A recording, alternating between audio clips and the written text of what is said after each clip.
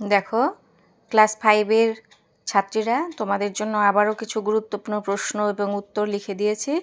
এগুলো পড়লেই তোমাদের অনেক কমন পড়বে। বেশি ইম্পর্টেন্ট প্রশ্ন এগুলো, তোমরা লিখে নাও খাতার মধ্যে। দেখো প্রশ্নগুলো ভালো করে লিখে নাও। তৃতীয় পর্যায়ক্রমিক মূল্যায়নের জন্য দেখো 10টা প্রশ্ন দিয়েছি, লিখে নাও খাতা নিয়ে আস্তে আস্তে বানান ঠিক করে। দেখো প্রথম প্রশ্ন কি আছে, আমবাগান বেশি দেখা যায় কোথায়? মালদা জেলায়। 2 নম্বর প্রশ্ন, টেরাকোটার কাজ হয় কোথায়? বিষ্ণুপুরে। গান্ধীবুড়ি বলা হয় মাতঙ্গিনী হাজরাকে।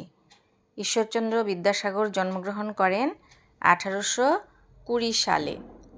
তারপর 5 নম্বর দেখো, রেল ইঞ্জিন তৈরির কারখানা আছে চিত্তরঞ্জনে। 6 নম্বর, নদীয়া জেলার সদর শহর কৃষ্ণনগর। 7 নম্বর, পশ্চিমবঙ্গের সবচেয়ে উঁচু পর্বতশৃঙ্গ দেখো সান্দাকফু। এর উচ্চতাটাও দিয়ে দিয়েছি 3360 মিটার। একবারে দুটো প্রশ্নের উত্তর এখানে হয়ে গেল, ভালো করে দেখে লিখে নাও। রেশম কীট পালনের জন্য চাষ করা হয় কোন গাছ? তুঁত গাছ। দেখো বানানটা দেখে নাও। 9 নম্বর আছে, শিক্ষক দিবস পালন করা হয় কার জন্মদিনে?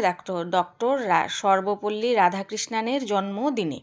তাহলে শিক্ষক দিবস পালন করা হয় ডক্টর সর্বপল্লী রাধাকৃষ্ণানের জন্মদিনে।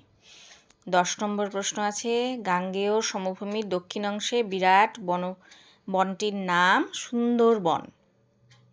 গাঙ্গেয় সমভূমির দক্ষিণ অংশের বিরাট বনটির নাম সুন্দরবন।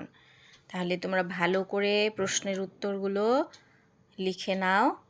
লিখে আমাকে একটা প্লিজ কমেন্ট, শেয়ার এবং লাইক দিও, এবং চ্যানেলে নতুন হলে একটা সাবস্ক্রাইব করে দিও। তাহলে তোমাদের জন্য আমি আরও ভিডিও বানাতে উৎসাহিত হব। তোমরা একটা কমেন্ট করো আরও যদি প্রশ্ন পেতে চাও, এবং নতুন হলে সাবস্ক্রাইব করে দিও আর বন্ধুদের মধ্যে শেয়ার করে দিও। তাহলে দেখো আরও গুরুত্বপূর্ণ প্রশ্ন পেতে তোমরা পরপর বেল আইকনটি প্রেস করে দিও, তাহলে আরও নোটিফিকেশন পেতে তোমাদের সাহায্য করবে।